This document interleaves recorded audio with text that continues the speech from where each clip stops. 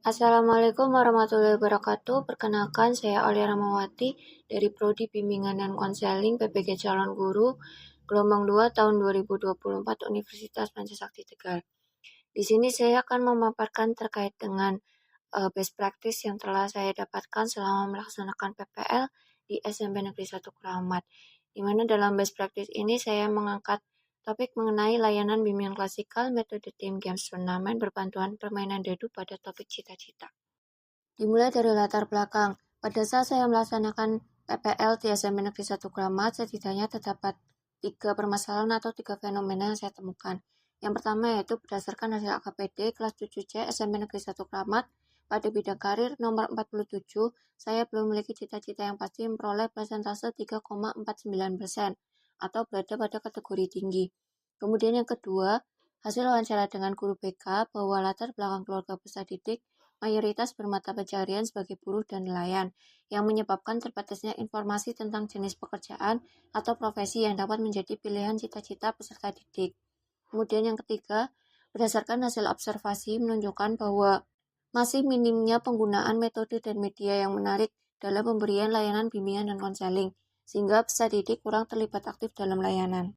Fenomena-fenomena yang ditemukan tersebut selaras dengan pendapat Asra dan Husna tahun 2022, yang mana bahwa salah satu penyebab anak-anak tidak memiliki cita-cita yang tinggi adalah karena keterbatasan jenis profesi yang mereka lihat setiap hari dari orang-orang di lingkungan sekitarnya atau role model.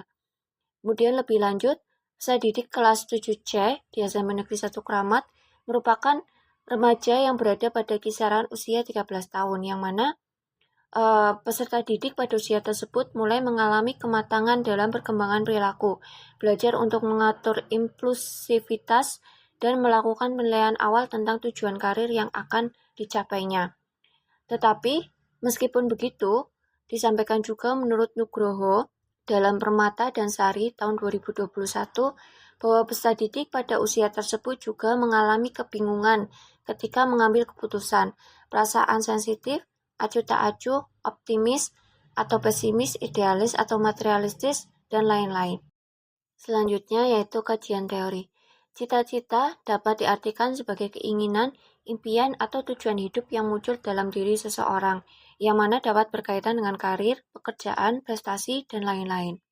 Layanan bimbingan klasikal sebagai salah satu layanan dalam bimbingan dan konseling dapat digunakan untuk membantu peserta didik dalam satu kelas untuk mengenal dan menentukan langkah dalam memilih cita-citanya. Namun, layanan tersebut memerlukan suatu metode dan media yang dapat membuat peserta didik terlibat aktif. Metode Team Games Turnamen atau disingkat TGT sebagai pendekatan kooperatif yang melibatkan kerja tim, diskusi, dan kompetisi ringan dilengkapi dengan media dadu sebagai alat permainan interaktif membuat peserta didik belajar secara menyenangkan dan aktif terlibat langsung. Selanjutnya yaitu metode. Dalam best practice ini, waktu dan tempat pelaksanaannya yaitu dilaksanakan pada tanggal 12 Februari 2025 bertempat di SMP Negeri 1 Keramat. Kemudian target atau subjek dalam best practice ini yaitu peserta didik kelas 7C SMP Negeri 1 Keramat yang berjumlah 32 orang.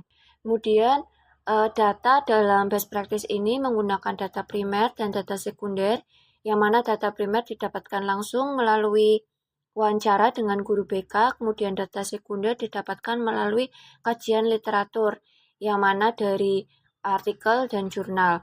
Kemudian pengumpulan data menggunakan teknik asesmen non-test melalui observasi, wawancara, dan penyebaran instrumen AKPD. Selanjutnya yaitu analisis.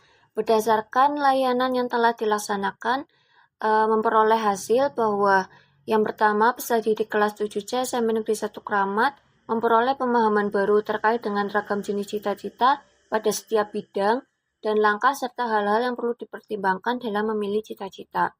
Kemudian yang kedua, peserta didik kelas 7C SMP Negeri 1 Keramat telah terlibat aktif selama layanan bimbingan klasikal berlangsung, yang terlihat melalui kegiatan diskusi, saling bekerja sama, berbagi peran dengan anggota kelompok, dan mampu mengungkapkan pendapatnya.